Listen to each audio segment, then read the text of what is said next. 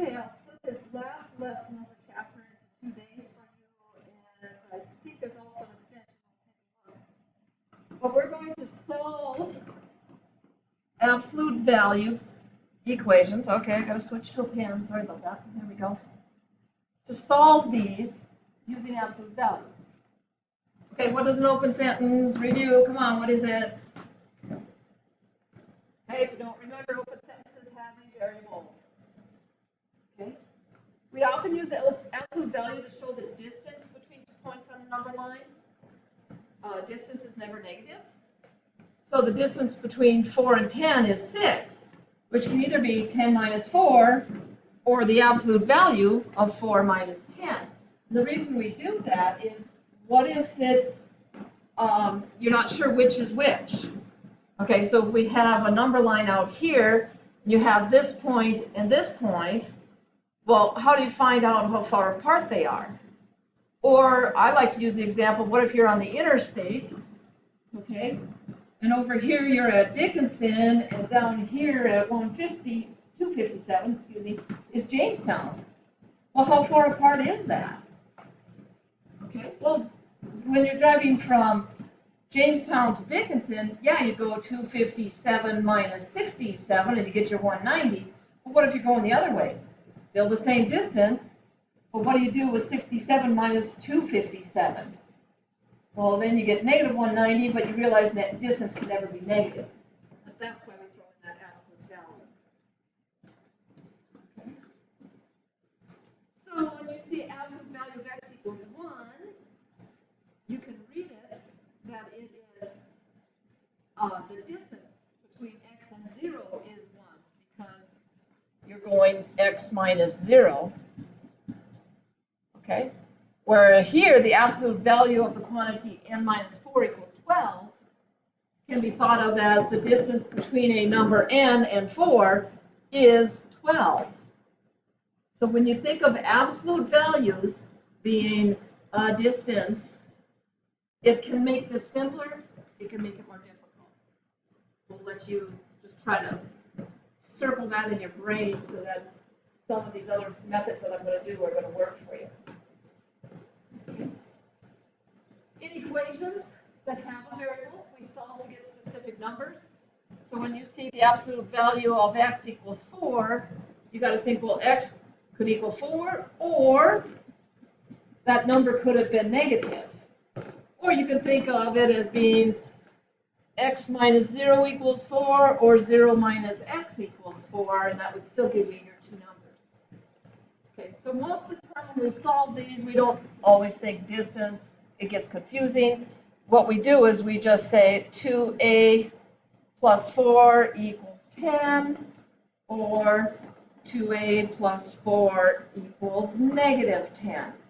Now please note, this stays the same as what was in your absolute value. It does not become the opposite. Some students want to change it to negative 4 when you change this to negative 10. Do not do that. Okay, and then just solve each of these. So when you subtract 4 from both sides, you get 6. Divide by 4, 6 fourths is 3 halves. So A is 3 halves, or here when you subtract 4 from both sides, boy, that really drags, I gotta get used to that. We'll get negative 14 divided by 2, you'll get negative 7. So you have options. And don't forget, you can check that.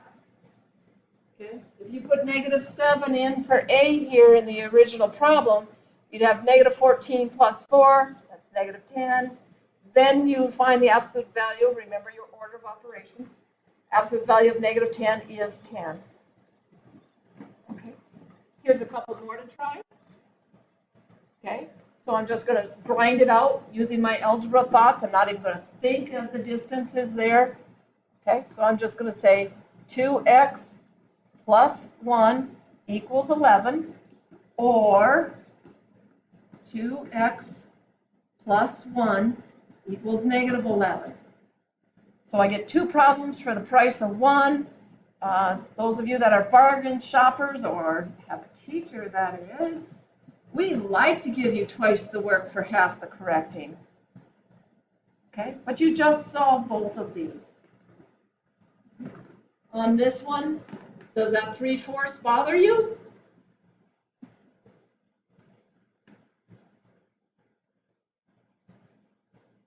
Okay, you still get the same two problems. What are you going to do with that? Okay, I hope you realize you can multiply by the reciprocal. So then this would be x minus 4 equals 12. This would be x minus 4 equals negative 12. All you'd have to do is add 4 to both sides. Oh, that really drags.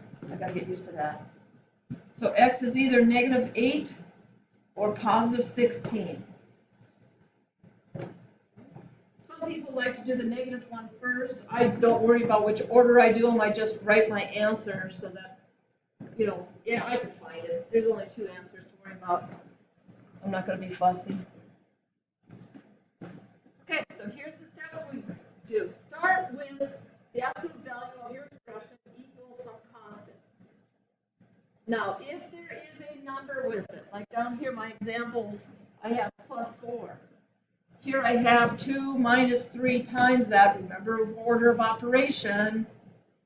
Okay, so you've got to first write that in this form. So I'm going to come down here and do that. So when I subtract 4 from both sides, I'm going to have the 3x minus 7 equals 21.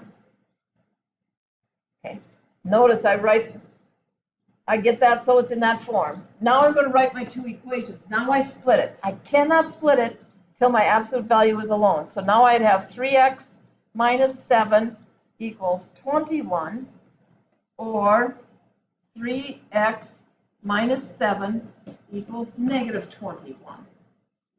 And from there, you guys are good. You know how to solve them. Solve them, check. I checked one the other page. You know how to check. All right, on this one, I'm going to subtract the 2. So I got negative 3 times the quantity x minus 4 equals negative 12. And I don't like that negative 3 in front. I'm going to divide it out. So when I divide both sides by the negative 3, I'll have x minus 4 equals 4. Now I will split that.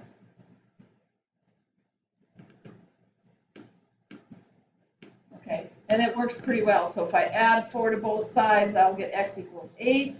And on this side, I'll get x equals 0. Make sure to go back and check it. Okay, so what did we learn on this page? Okay, first of all, I gave you the steps. The second thing is I said, make sure you isolate your absolute value before you split it. Otherwise, I'll get things like x equals 4 and negative 4. Or x equals 0 and negative 0. Well, that's not going to happen. Okay, so make sure to write it the correct way. Isolate your absolute value before you split it.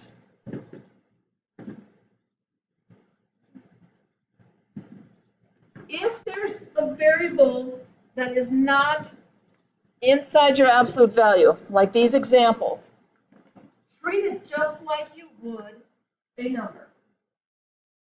Okay? But the different thing here is you always have to check. You'll get extraneous solution. An extraneous solution is a false solution. It's a solution that you get even though that is not actually an answer.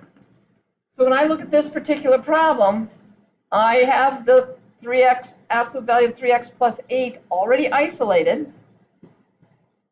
So I am going to split it into the 2 parts. And the only part I'm going to change is the stuff without the absolute value.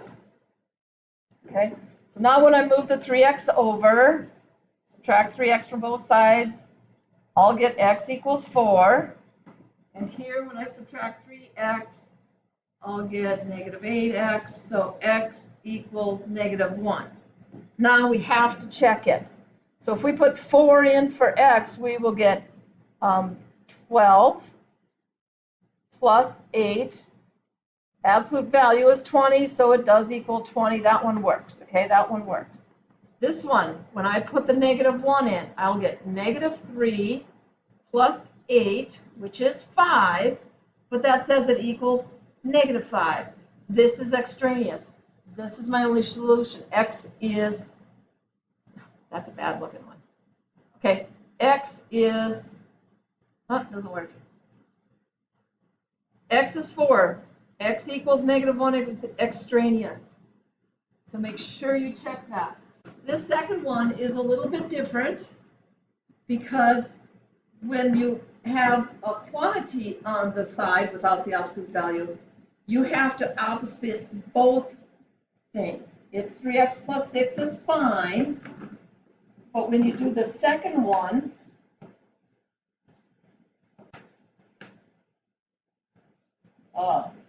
cannot read that. I don't know what I'm going to do.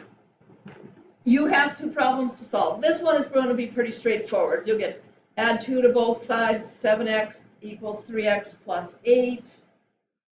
Subtract 3x from both sides, we'll get 4x equals 8. So x equals 2, and I'll probably quick check that. That would be 14 minus 2 is 12. 3 times 2 is 6, plus 6 is 12. Okay, the other half, I'll have 7x minus 2 equals -3x plus -6, because I have to distribute that. I don't know how many of you noticed, but I did this wrong, didn't I? So I'm going to check that. So that would be -2. Okay, so now when I add 2 to both sides, I'll get 7x equals -3x plus -4. Add 3x to both sides, I'll get 10x equals -4, x equals -4/10, which reduces to -2/5. And let's check that. So 7 times -2/5 would be -14/5. Minus 2 would be -10/5. So I'm going to get 24/5 on this side. On the other side, 3 times -2/5 would be -6/5 plus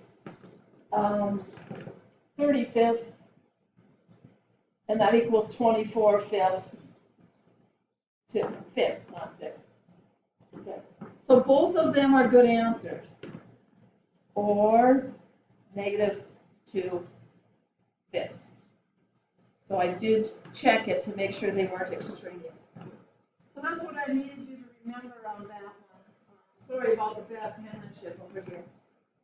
But now you see what to do when you have equations that involve absolute values. So again, I'm going to go back. Remember to isolate the absolute value. Whether there's one quantity on the other side or more than one, like this problem. This problem had more than one inequality on the, or one part on the second side. All right, don't forget to check your work. Look for extraneous solutions.